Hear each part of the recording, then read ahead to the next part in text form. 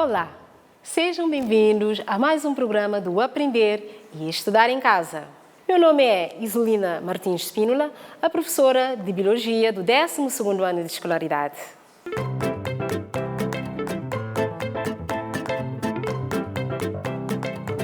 Antes do nosso sumário, eu aconselho-vos a fazer uma leitura. Podem ler o livro Os Problemas da Biologia, de John Maynard Smith. É um livro interessante de ler. Por quê? Porque é um livro que desenvolve toda a matéria que estamos a desenvolver nas nossas aulas. Tenho certeza que vão gostar.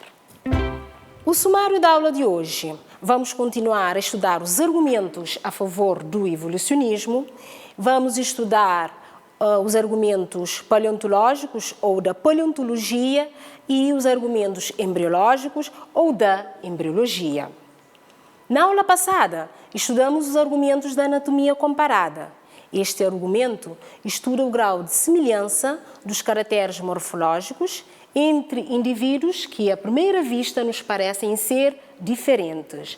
Também estudamos as estruturas homólogas, estruturas análogas e os órgãos vestigiais. Na aula de hoje, vamos compreender em que medida os dados da paleontologia e da embriologia apoiam a teoria da evolução. Vamos ainda saber os conceitos de árvores filogenéticas, fósseis intermédios ou sintéticos, fósseis vivos e ainda formas de fósseis de transição. Para já, vamos começar com o estudo dos argumentos da paleontologia. Assim, os argumentos da paleontologia resultam da análise e interpretação dos fósseis, isto é, de partes de seres vivos que viveram em épocas geológicas passadas. Toda a gente sabe que a paleontologia é uma área com limitações. Por quê? Porque os processos de fossilização são processos que dependem de fatores intrínsecos e extrínsecos aos seres vivos ou aos organismos. Em alguns casos, a descoberta de fósseis permite construir história evolutiva de certos grupos, ou seja, permite-nos construir árvores filogenéticas. Também considera-se 3 tipos de fósseis: fósseis intermédios, fósseis de transição e fósseis vivos. Em que medida os argumentos da paleontologia apoiam a teoria da evolução? Portanto, os dados da paleontologia apoiam a teoria da evolução quando permitem construir árvores filogenéticas. E as árvores filogenéticas são representações gráficas do percurso evolutivo de um determinado grupo, partindo de um ancestral comum até as formas atuais. Também permitem obter informações relevantes do ponto de vista evolutivo através do estudo de fósseis considerados formas intermédias ou sintéticas e formas de transição. Primeiramente, vamos desenvolver o conceito de árvores filogenéticas, que nós já vimos que são representações que nos permitem construir história evolutiva de um determinado grupo. Assim, aqui nós temos a história evolutiva do cavalo, não é? Vemos aqui, a partir de um ancestral comum, não é? Temos várias ramificações, cada um desses ramos temos diferentes formas apresentadas, ok? Ao longo do percurso da construção da história evolutiva do cavalo, então, sabe-se hoje que houve um aumento das dimensões corporais, houve um desenvolvimento da coroa dos dentes, houve a redução do número de dedos que se apoiam no solo. A sequência é estabelecida de acordo com as informações que se obtêm de fósseis que são descobertas. Assim, temos fósseis de formas intermédias ou sintéticas. Esses fósseis, fósseis intermédios ou sintéticas, apresentam uma mistura de características que podem ser encontradas em pelo menos 2 grupos atuais. Alguns fósseis de formas intermédias ou sintéticas podem ser consideradas formas de transição, ou seja, correspondem a formas intermédias que conduziram à formação de novos grupos taxonômicos e, em termos evolutivos, permitem documentar que os grupos de organismos não são independentes quanto à sua origem, representando, por isso, um argumento importante a favor da evolução. Agora, estimados alunos e estimadas alunas, vamos conhecer exemplos de fósseis intermédios e exemplos de fósseis de transição. Fósseis vivos. O que são fósseis vivos? São organismos biológicos ou grupos biológicos atuais que são morfologicamente semelhantes a organismos dos quais há conhecimento apenas do registro fóssil. Exemplo, temos a ginkgo biloba e ainda o peixe selacanto. Estimados alunos e estimadas alunas, já vimos que os dados da paleontologia nos fornecem informações importantes, não é? Que nos permitem construir a história evolutiva de determinados grupos. É importante o estudo de formas intermédias ou sintéticas, bem como formas de transição, que é considerado uma forma sintética, ou que é também uma forma sintética. Agora, vamos passar para o estudo dos dados da embriologia. Assim, a embriologia é a área da biologia que estuda o desenvolvimento embrionário dos organismos vivos. Dentro da embriologia, temos áreas mais específicas, como, por exemplo, embriologia humana, que se encarrega do estudo do desenvolvimento humano, embriologia vegetal, que se encarrega do estudo do desenvolvimento dos organismos vegetais, e ainda a embriologia comparada. Portanto, essa área específica permite-nos estudar de forma comparada o desenvolvimento embrionário de diversas espécies animais. E desta forma, através dessa comparação, conseguimos obter dados relevantes que nos permitem compreender os processos evolutivos. Para melhor compreendermos os dados da embriologia, eu trouxe uma imagem e vamos explorar em conjunto a imagem. Observe o esquema seguinte, que ilustra embriões de alguns vertebrados em diferentes estados de desenvolvimento. Tendo em conta o que acabou de observar, em que medida a embriologia pode fornecer provas a favor do evolucionismo? Então, assim, podemos analisar a imagem e tentar perceber de que forma os dados da embriologia contribuem para explicar os processos da evolução. Assim, como já foi dito aqui na imagem, nós temos embriões de diferentes espécies de vertebrados, como, por exemplo, temos aqui do peixe, da salamandra, da tartaruga, da galinha, do porco, do rinoceronte, do cão e do homem, ok?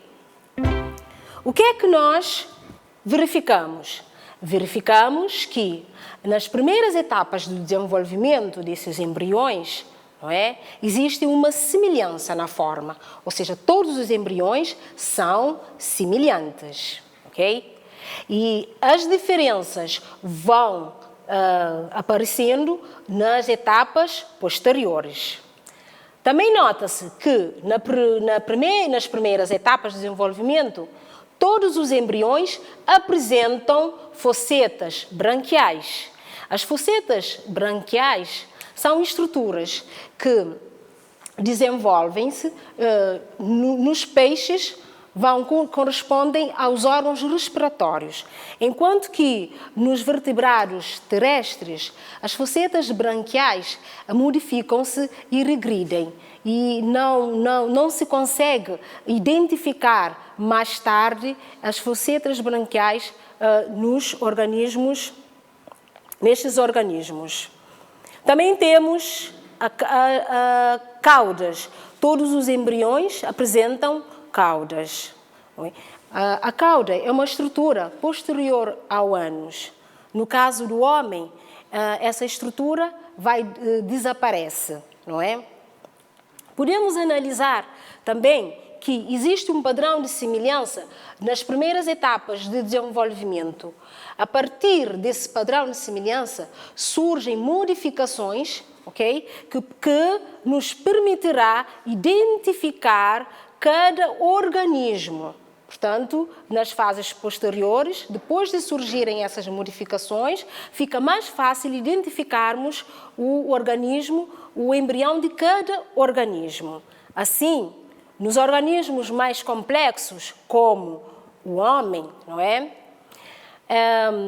Essas modificações demoram mais tempo para aparecer, comparativamente aos organismos mais simples.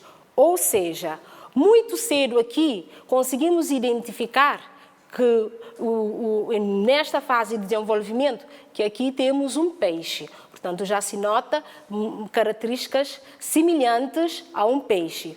Já no caso do homem, isso já não acontece. Portanto, essas modificações demoram mais tempo a surgir, não é? E quanto mais complexo for o organismo, mais tempo demora a adquirir o estado definitivo. Assim, os dados da embriologia permitem-nos ou sugerem que os vertebrados são descendentes de um antepassado comum, tendo diferenciado as diversas classes.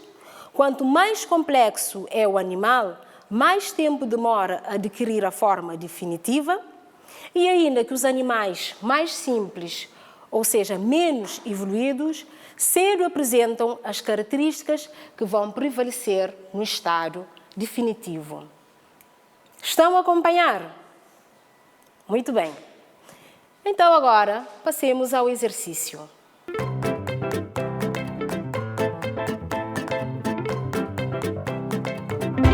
Já estamos na parte dos exercícios. Vamos ler 2 textos, ok? Podem ler comigo?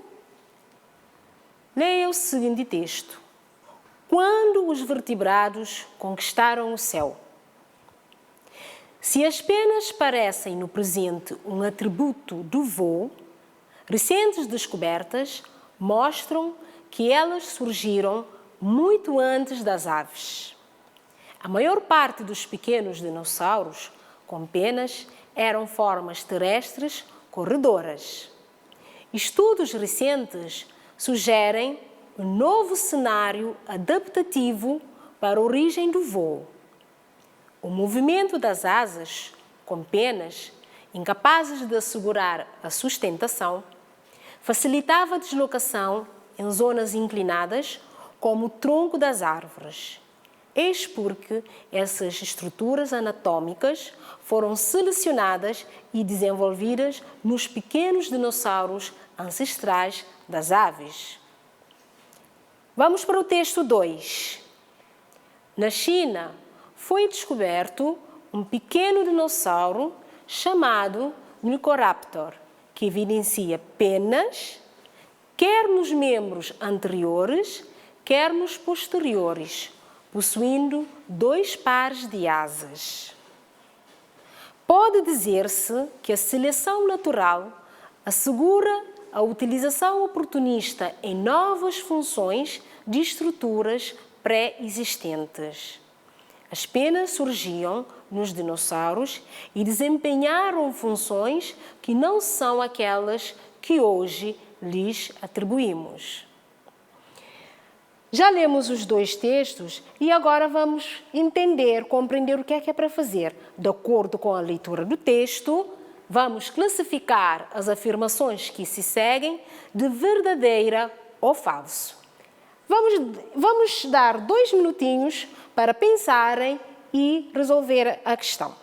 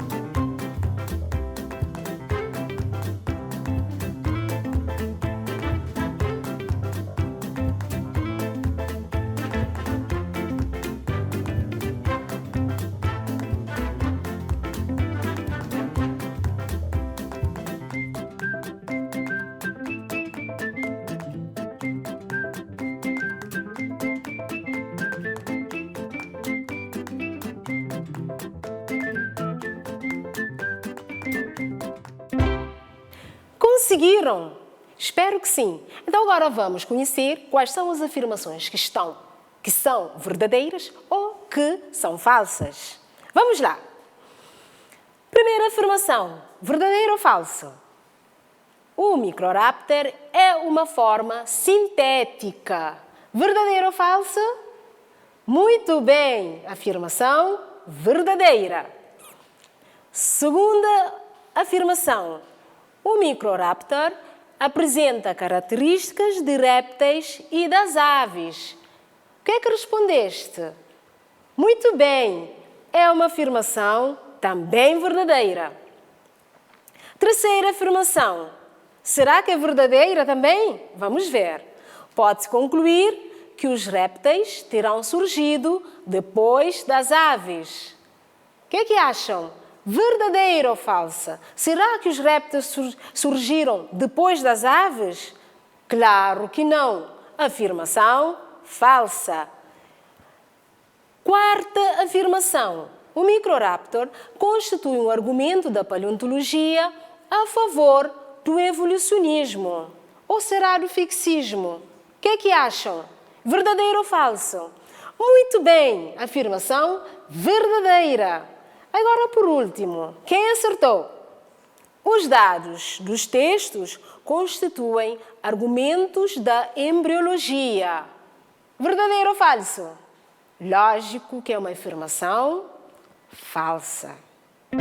E foi assim que nós fizemos o nosso exercício. Eu espero que tenham compreendido, mas caso tiverem dúvidas, já sabem, contem com os vossos professores titulares.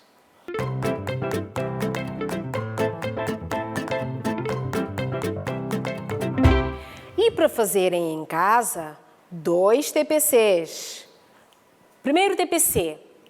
Em relação aos dados da paleontologia, distinga fósseis intermédias de fósseis de transição. Muito fácil. Segundo TPC. Vamos observar muito bem a imagem, não é? E vamos comentar a seguinte afirmação. Quanto mais simples é o animal, mais cedo é possível identificar de que animal se trata. Claro, relacionando esta afirmação com a imagem. Perceberam?